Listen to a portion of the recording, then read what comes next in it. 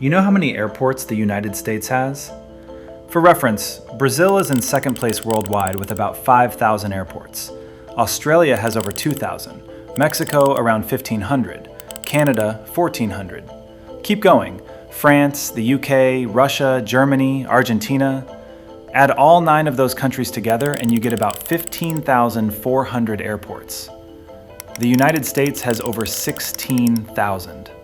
One country, more airports than the next 9 countries on the planet combined.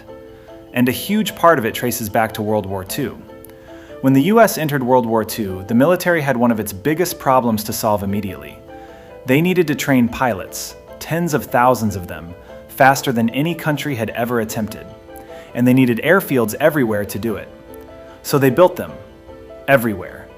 By late 1943, the U.S. Army Air Forces were operating roughly 783 airfields in the continental United States, up from about 156 in early 1941.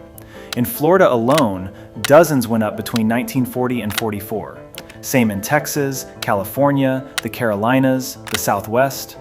Long runways, hangars, navigation equipment, real infrastructure built fast with wartime budgets. And then Congress acted.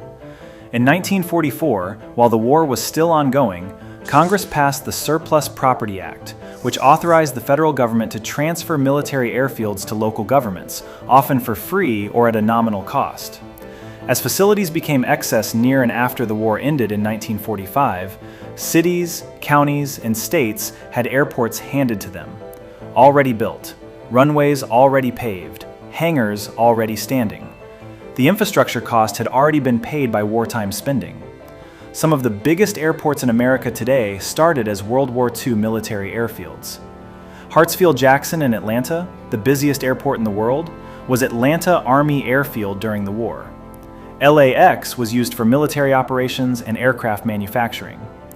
Bradley International in Connecticut was Bradley Field, a military training and deployment base. And if you've ever landed at a tiny regional airport and thought, why is this runway so long for such a small place? There's a decent chance it was built for bombers. The US didn't build 16,000 airports for civilian use. It inherited hundreds of them from a war, at essentially no cost to the communities that received them. And once a community has an airport, they tend to keep it.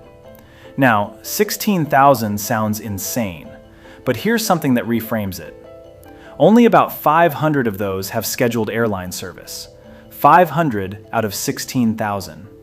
The other 15,500 are general aviation, private planes, flight schools, crop dusters, grass strips in the middle of cornfields. Texas alone has over 1,400 airports. Alaska has over 700. But even 500 commercial airports is a lot. The UK has roughly 40 airports with scheduled passenger service. Germany has over 30. 500 is still an insane number, and it takes a different kind of explanation. So the military handed over the infrastructure, but that was 80 years ago.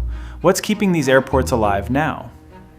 Part of it is a federal program most people have never heard of, the Essential Air Service Program.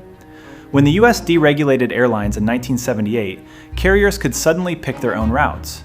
And over the next several years, they dropped hundreds of small towns. Hundreds of communities saw service slashed, and over 100 lost scheduled flights entirely. So Congress created a subsidy that pays airlines to keep flying to communities that would otherwise have nothing. The government now spends over $500 million a year on this. FY 2024 came in at around $547 million, and it's been climbing. Some of these airports average fewer than a dozen departing passengers per day. One airport in Altoona, Pennsylvania, was costing taxpayers about $642 per passenger at its worst. That's the extreme ceiling of how skewed the economics can get. But the program keeps around 175 communities connected. And what actually happens when a small airport closes? Research suggests air service is associated with stronger economic performance in small communities. Losing it can be one trigger for decline. For a lot of these towns, maintaining air service is a signal to businesses that the town is worth investing in. When it goes, other things often follow. And then there's the political layer. Every congressperson wants an airport in their district. Airports mean jobs, construction contracts, federal dollars flowing into the local economy. Closing one is politically very sensitive. It's the kind of vote that follows a representative for years. So airports that might have shut down decades ago in any other country stay open because somebody in Washington keeps fighting for the funding. But there's one more thing that explains why people actually use all these airports, and it's something America never committed to. High-speed passenger rail. Japan built the Shinkansen in 1964. France built the TGV. Spain, Germany, Italy, the UK, all invested heavily in high-speed rail connecting their major cities. China now has the largest high-speed rail network on the planet, over 50,000 kilometers of track. And in every one of those countries, the same pattern played out. High-speed rail largely displaced short-haul aviation. Before the TGV, there were dozens of short flights between French cities. After the train came, those flights mostly dried up. When Madrid to Barcelona got a rail link, the flight lost around 60 to 80% of its market share within a few years. In Japan, rail captures roughly 80 to 90% of the Tokyo-Osaka corridor. Almost nobody flies that route anymore. The US never did any of that. Amtrak exists, but it runs mostly on freight rail tracks. Many long-distance Amtrak routes average around 50 miles per hour. Japan's Shinkansen averages around 130 to 140 miles per hour on its fastest services, with top speeds approaching 200. They are not competing for the same market, which means many routes that are dominated by train elsewhere are still dominated by flights in America. Dallas to Houston, Atlanta to Nashville, San Francisco to LA. Too far to drive comfortably, no true high-speed rail alternative, so people fly. And every one of those routes needs airports at each end, and smaller ones in between. The US didn't keep all these airports because it wanted to. It kept them because a mix of politics, subsidies, and the lack of a competitive alternative made closure unlikely. And why didn't the US build high-speed rail? The short version is that highways won. The Federal Aid Highway Act of 1956 authorized an initial 41,000 miles of interstate highway, the largest peacetime infrastructure project in American history. The country poured its investment into roads. Car culture took hold. Oil was cheap. Airlines were expanding.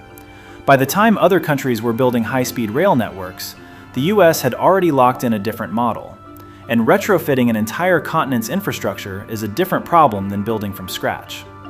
And underneath all of it, the military inheritance, the subsidies, the missing trains, there's something cultural that doesn't exist anywhere else at this scale. The US has more registered private aircraft than any other country, over 200,000 active general aviation planes. General aviation supports over 1 million jobs and contributes around $247 billion to the US economy annually, according to a PwC study.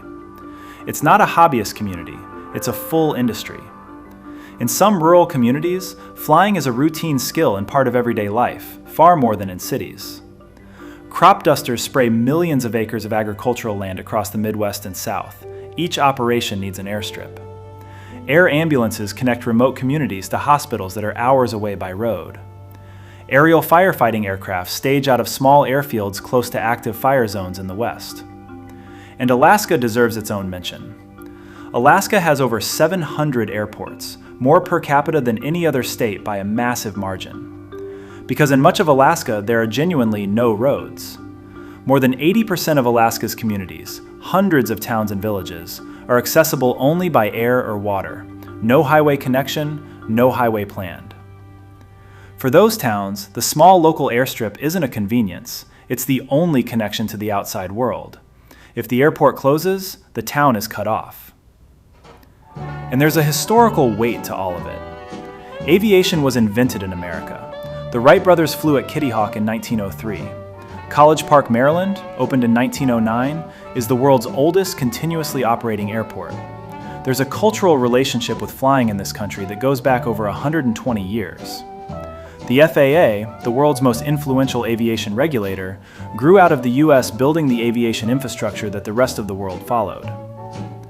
There's a reason Americans don't think twice about flying 2 hours for a weekend trip, or keeping a small plane at the local airstrip.